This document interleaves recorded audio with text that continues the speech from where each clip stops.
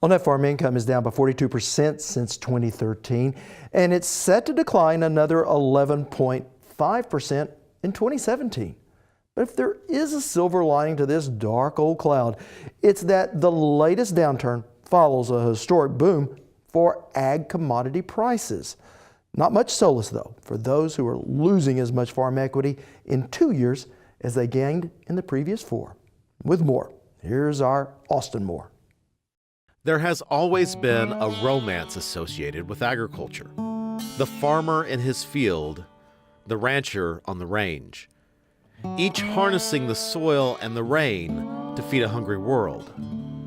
But this year, the bloom is certainly off the rose. Farm incomes across the United States and here in Oklahoma are projected to be down dramatically. We've seen commodity prices across the board, both grains and livestock, under a lot of pressure, and that, of course, is impacting our net farm income. Rodney Jones is an agricultural economist at Oklahoma State University.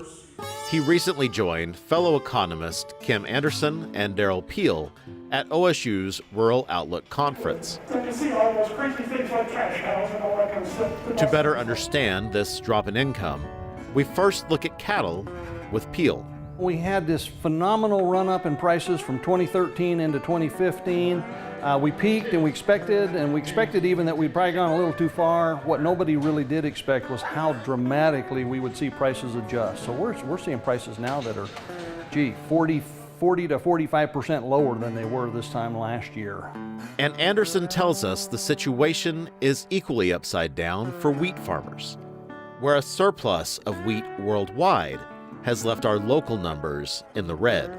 You look forward to the cost of production somewhere around $170 an acre, the break-even price up into the $4.80 range, and the market's offering $3.60 right now. So you're looking at a $40 to $45 per acre loss on wheat given current market conditions.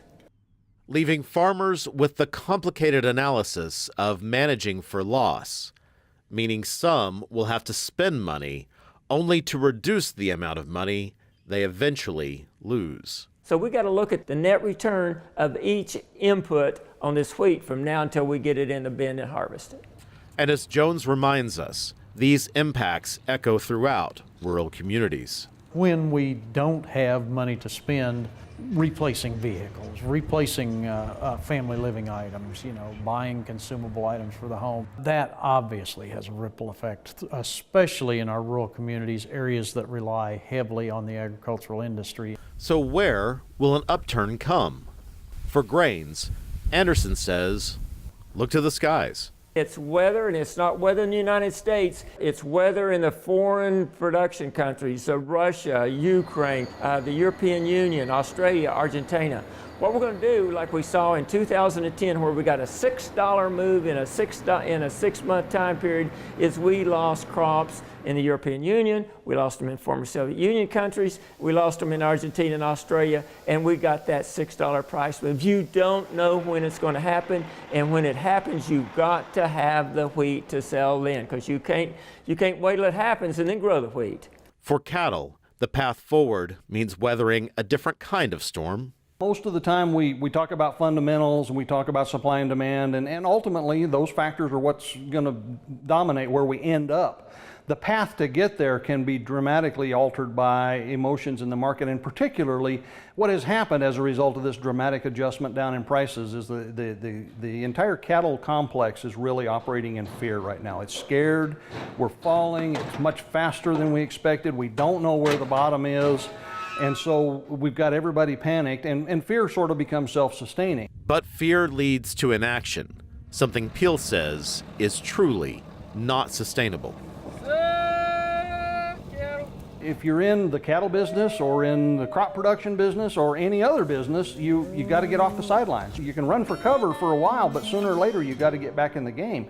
So I think the question now is to try to get people out of this paralyzing fear mode that they're in and get them to thinking about where's an opportunity here.